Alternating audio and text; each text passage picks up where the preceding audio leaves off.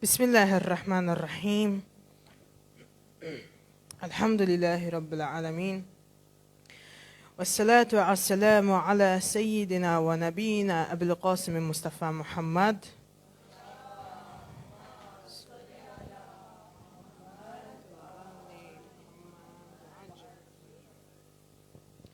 Em nome de Deus, o Clemente, o Misericordioso, louvado seja Deus, o Senhor do Universo, que a paz e as bênçãos de Deus estejam sobre o profeta Muhammad e sua família purificada.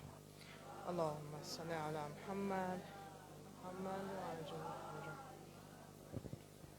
Bom, hoje chegamos à terceira aula. Na primeira aula eu falei que existiam 3 caminhos para chegarmos a Deus, para conhecermos a Deus, né? E na segunda aula a gente viu o primeiro caminho, que é o caminho da Fetra, né? Então, como sempre, vou fazer um resumo da aula passada, para depois estar passando a próxima aula, que no caso hoje será a terceira aula.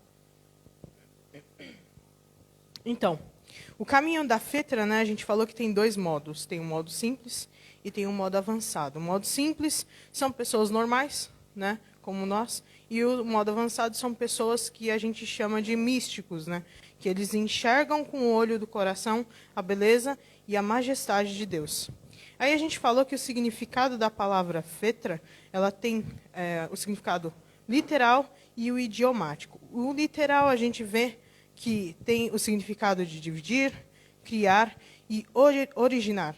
Já no significado idiomático, a gente vê que o ser humano ele possui características baseadas em sua criação, e essas características elas são chamadas de Fetra. E aí a gente deu um exemplo, né, da palavra Fetrat, né, que tem o mesmo peso e valor da palavra Fe'elat, que isso implica no tipo, qualidade, modo de formação ou criação. Então, sendo assim, se transformarmos o verbo jalasa no mesmo valor da palavra fe'elat, teremos a palavra jelisat. E com isso, a gente, né, o verbo jalasa, que significa sentar, quando transformamos na palavra jelisat, já é um tipo de sentar diferente, é uma maneira especial de sentar. Então, quando eu transformo a palavra fatara em fetrat, eu digo que o significado dessa palavra, que antes só significava dividir, criar e originar, agora ela significa uma maneira especial de criação. Então, isso significa que o ser humano ele foi criado de uma forma especial. Daí a gente veio e falou, mostrou as características da Fitra, né? A gente falou que não é possível serem adquiridas, que não tem necessidade de aprender, são comuns em todos os seres humanos e elas não podem ser perdidas, podem sim ser enfraquecidas, porém não perdidas, né? Esse sentimento da Fetra, essa coisa, essas características, né, que são inatas no ser humano. E a diferença a gente falou sobre a diferença entre Fetra, natureza e instinto. Daí a gente falou que natureza é sobre as características dos seres inanimados, como, por exemplo, a água, né? A gente fala que a água é molhada e todo mundo aceita isso. A razão de qualquer pessoa aceita isso. A gente falou sobre o instinto, que ele é mais sobre os animais, né? E menos sobre os seres humanos, e não é sobre os seres inanimados, porque seres inanimados eles não têm vontade de comer, de beber, entendeu? Porém, essas características, elas são incomuns entre os seres humanos e os animais. Já a Fetra, ela é só sobre o ser humano, porque somente o ser humano sente a vontade de buscar pela verdade, de adorar a Deus, certo? Então, não tem como você falar que os animais também sentem isso. Então, por isso que é específico somente dos seres humanos a Fetra. Aí falamos também que tem uma diferença entre instinto e Fetra. E aí a gente falou que o instinto ele é limitado às questões materiais da vida animal. Já a Fetra é sobre as questões da vida humana, desejo de adorar e desejo de buscar a verdade. Falamos também que a Fetra ela é mais consciente do que o instinto, e também falamos que a Fetra ela é relacionada a assuntos internos, assuntos da alma do ser humano, assuntos do coração do ser humano. Aí a gente dividiu a fé em três categorias. A gente falou que tem a habilidade, e eu falei que eu não ia falar sobre isso, porque é uma coisa muito mais profunda, é um assunto muito mais profundo. E aí eu falei que vamos falar sobre a intuição somente e orientação. A intuição é aquela questão de que eu tenho a intuição de que há um ser que é maior do que eu, que me criou, que criou todo esse universo. Então a gente passa a querer conhecer a Deus, né? E na orientação, ele já começa a buscar por Deus, né? Ele começa a ter um desejo de adorar algo. Daí falamos sobre as categorias da teologia inata, né? Que a gente falou que tem duas categorias. Tem o conhecimento inato racional, que é da razão, e o conhecimento inato interno, que é do coração. O conhecimento inato racional não tem necessidade de provas concretas que somente a razão aceite, né? Então, você pode facilmente ali estar provando e também entendendo que Deus existe sem muitas provas concretas, né? E conhecimento inato interno que tem em relação ao coração é através da essência que sente a necessidade de adorar algo, de adorar a Deus, né? Então, foi esse o resumo que eu tentei fazer sobre a aula 2. Aí agora a gente vai começar a aula 3. Um salawat, por favor.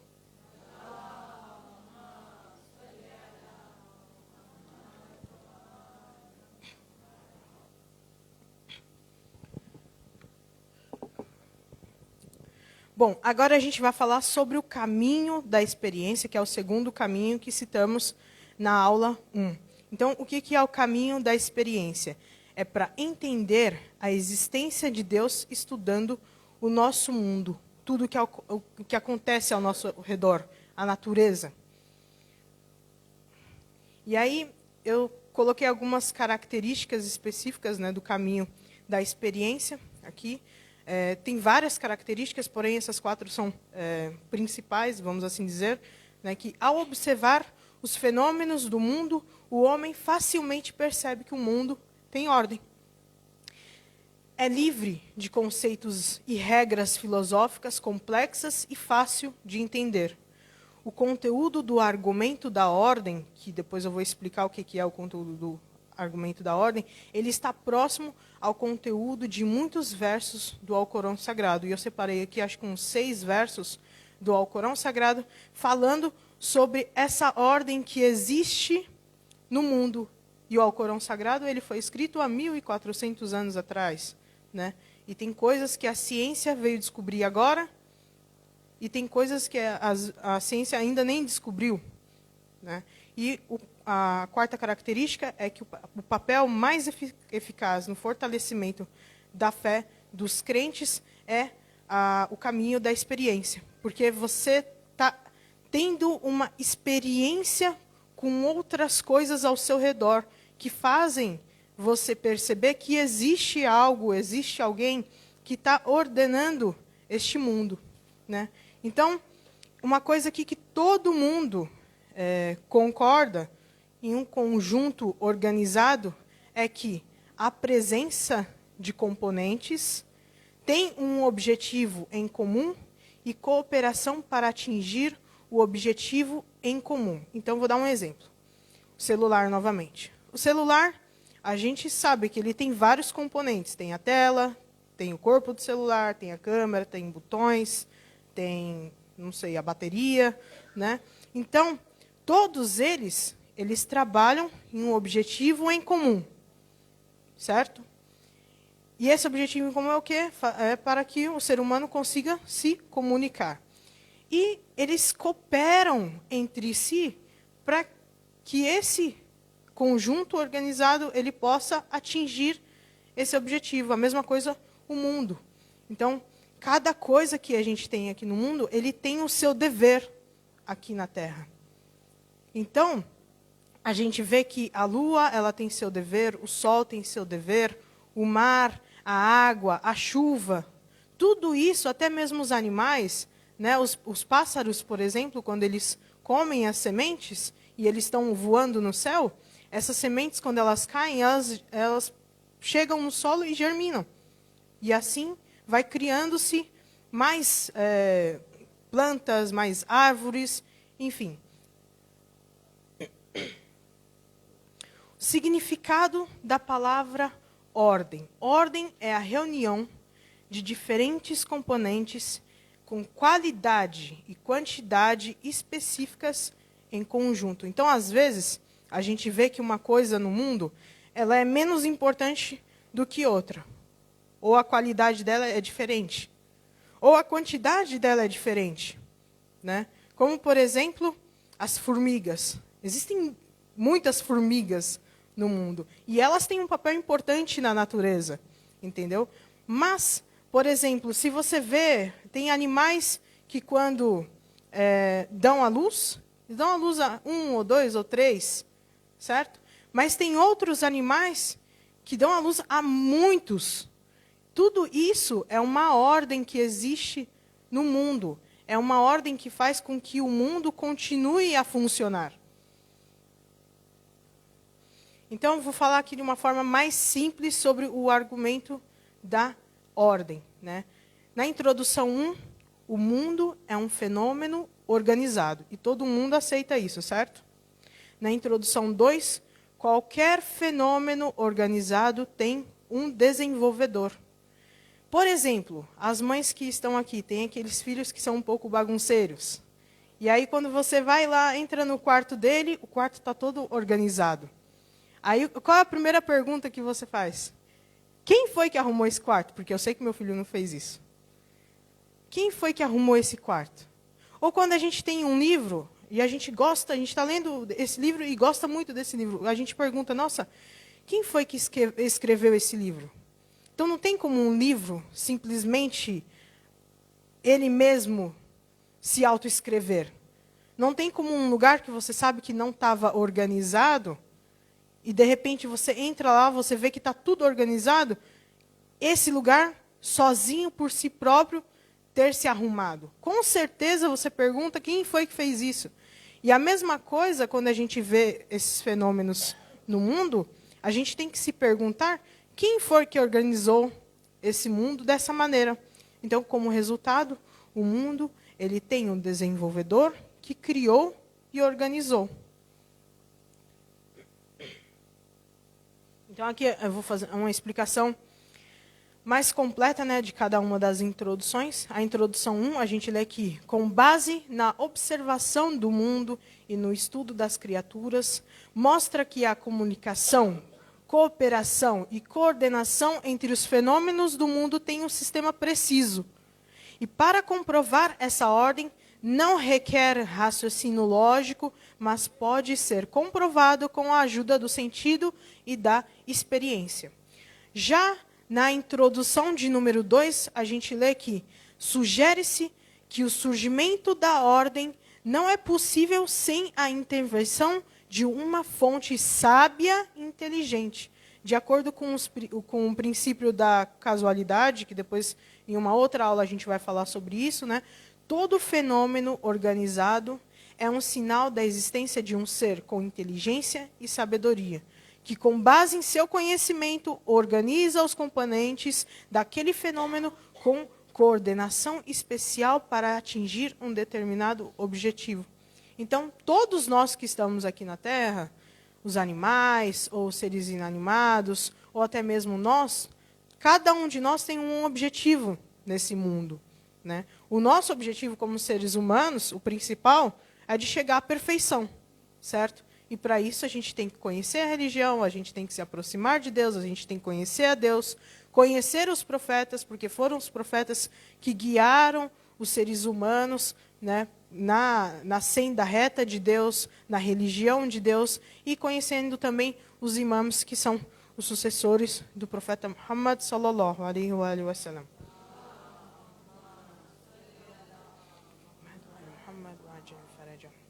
Então, a aplicação do objetivo do argumento da ordem. nos conscientizar da existência de um moderador sábio e inteligente que criou este mundo baseado na razão, na ciência e planejamento. Então, Deus ele não criou esse mundo só porque ele estava simplesmente cansado e quis criar o mundo. Com certeza, ele fez isso com planejamento, com ciência, com razão, com objetivos, certo?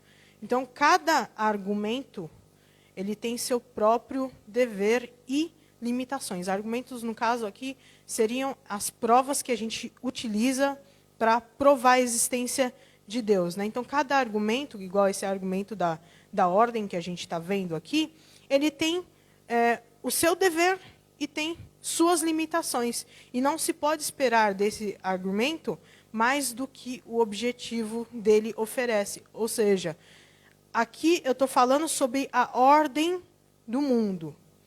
Aí, se eu quero falar alguma coisa sobre como provar que Deus é único e que não existe mais, que existem mais de um Deus ou menos, ou apenas um Deus, tudo isso a gente vê em um outro tipo de argumento. Mas esse argumento ele está aqui provando que existe um Deus, mas não falou que se é um, se é dois, se é três.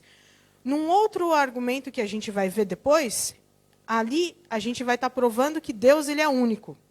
Porém, aqui, hoje, a gente comprovou que existe, sim, um ser que está ordenando este mundo, está organizando este mundo. Então, aí eu separei aqui 6 versículos que falam sobre o argumento da ordem no Alcorão Sagrado.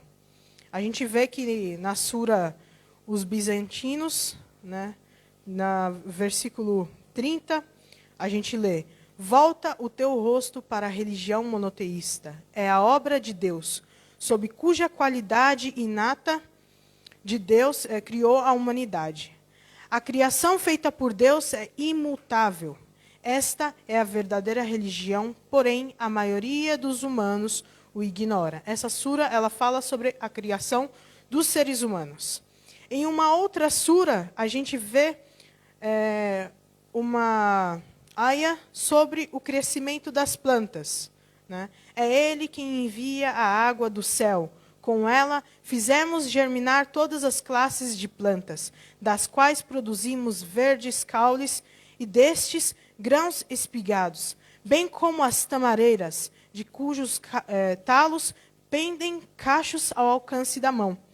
As videiras, as oliveiras e as romazeiras, semelhantes em espécie e diferentes em variedade. Reparai em seu fruto, quando frutificam, e em sua madureza. Nisto há sinais para os fiéis. Então, quando a gente vê essas coisas no mundo, e a gente vê que o Alcorão, 1400 anos atrás, está falando sobre tudo isso, a gente tem que parar e pensar que, de fato, né, esse Alcorão, ele é o caminho da verdade. Porque ele fala sobre coisas que, às vezes, hoje em dia, as pessoas elas conheceram há 100 anos atrás, ou até menos do que isso. Como, por exemplo, o Alcorão fala sobre a impressão digital.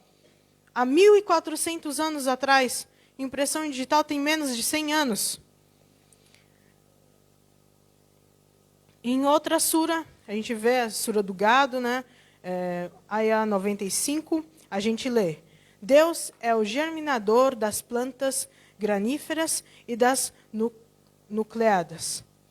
Ele faz surgir o vivo do morto e extrai o morto do vivo. Isto é Deus. Como, pois, vos desviais? Essa é uma aya, uma sura, sobre a criação da vida. Em uma outra sura, a gente lê: entre os seus sinais está o de haver-vos criado companheiras da vossa mesma espécie, para que com elas convivais. E colocou o amor e a piedade entre vós, por certo que isso há sinais para os sensatos. E aqui já fala sobre a criação dos casais da mesma espécie. Então, você não vê, pelo menos, né, hoje em dia, as coisas estão um pouco difíceis, né? Você vê seres humanos casando com bonecos enfim, mas não é uma coisa natural. Aquilo que é natural é ser humano casando com seres humanos, né? No Japão, por exemplo, tem muito disso, né? Na Ásia. Argumento da ordem no Alcorão, em outra sura. Não repararam, acaso, nos pássaros dóceis que podem voar através do espaço? Ninguém senão Deus é capaz de sustentá-los ali. Nisto há sinal para os fiéis. Então aqui fala, né, sobre o mundo das aves. E no último, que eu creio ser o último, sim, no último versículo, né, que é sobre a diferença de idiomas e etnias. Isso é uma coisa que existe e ninguém pode negar, né, principalmente aqui dentro. Então a gente vê nessa aia aqui, entre os seus sinais está a criação dos céus e da terra, as variedades de vossos idiomas e de vossas cores. Em verdade, nisto há sinais para os que discernem. Então, essa foi a terceira aula. Né, a gente falou aqui sobre o argumento da ordem no mundo, né, e provou a existência de um ser que ele rege esse mundo, ele ordena esse mundo. E nas próximas aulas, se Deus quiser, a gente vai estar vendo o terceiro caminho para a gente se aproximar de Deus, conhecer mais a Deus, conhecer mais a nossa religião. Bom, hoje eu preparei uma lamentação sobre Hur, que foi um grande companheiro do Imam Hussein, foi aquele que se salvou no último minuto do inferno. E nós lemos na história que no dia da Ashura, o Imam Hussein, juntamente com seu irmão Abul Fazl Abbas, tiveram um encontro com Omar ibn Saad, que Deus o amaldiçoe. Omar estava acompanhado de Hur, e o Imam Hussein começou a pregar suas palavras. Imam Hussein avisou e apresentou várias propostas a Omar ibn Saad. Porém, Omar não aceitou. Nos livros em que conta a história de Karbala, lemos que, após esse encontro, Hur olha para Omar e diz: você não irá aceitar nenhuma das propostas de Hussein ibn Ali? E Omar diz em resposta: jamais irei aceitar. Lutarei contra ele. Arrancarei as cabeças e braços de cada um deles. Neste momento, Hur se afastou de Omar. Muhajir ibn Aus disse: vi que Hur montou em seu cavalo e aos poucos se afastou. Percebi que seu corpo tremia. Então perguntei a ele: Hur, o que aconteceu com você? Se os grandes comandantes de Kufa me perguntassem, eu diria que Hur ibn Yazid al-Riyahi é o maior comandante. Então me diga, o que te aflige? E Hur respondeu: ó Muhajir, juro por Deus que sinto que estou entre o céu e o inferno. E juro por Deus que não escolherei nada além do paraíso. Muhajir ibn Aus diz: vi Hur aos poucos indo em direção às tendas do Imam Hussein e ele dizia: Ilahi ilayka anabtu fatub alayhi. Ó Deus, eu venho em sua direção. Ó Deus, eu me coloco em seu caminho. Aceita, pois, o meu pedido de perdão. Aceite meu perdão, ó Deus, pois eu fiz os corações daqueles que são amigos de Deus estremecer. Pois eu fiz os corações dos filhos de Fátima Zahra, filha do mensageiro de Deus, estremecer. Hur, aos poucos, chegou às tendas do Imam Hussein. E o Imam Hussein foi até ele recebê-lo. E quando Hur viu o Imam Hussein, ele abaixou a sua cabeça, se sentindo envergonhado por tudo que ele tinha feito. Então, o Imam Hussein disse: levante sua cabeça. Por que está de cabeça baixa?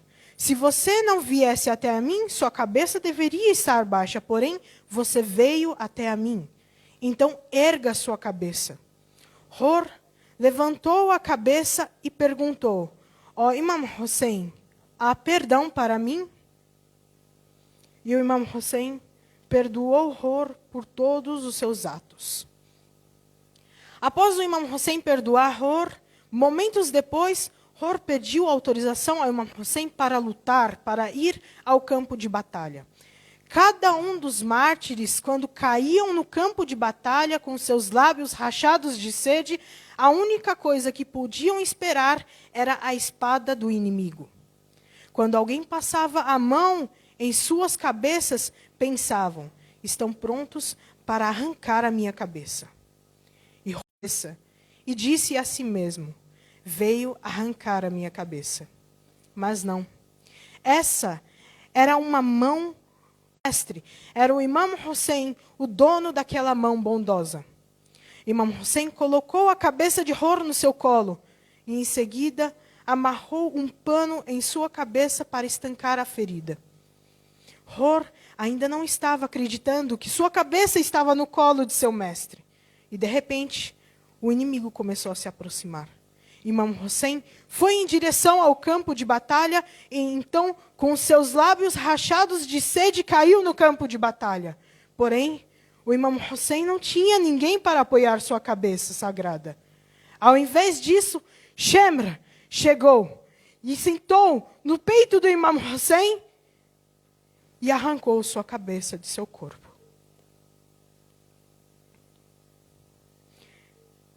Shemra, da forma mais cruel, sacrificou o neto do mensageiro de Deus.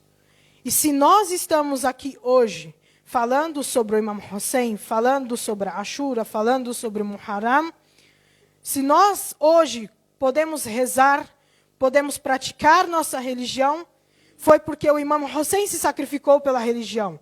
Foi porque o Imam Hussein se sacrificou por todos nós. O Imam Hussein, ele reaviveu a luz do Islã. A luz que opressores queriam apagar. Por isso, devemos enviar um salawat para que o Imam Mahdi possa ouvir de nós, para que o Imam Mahdi possa aceitar de nós todos os nossos esforços nesse mês sagrado. Allahumma salli ala Muhammad wa ala Muhammad wa ali Muhammad wa ajil farajahum.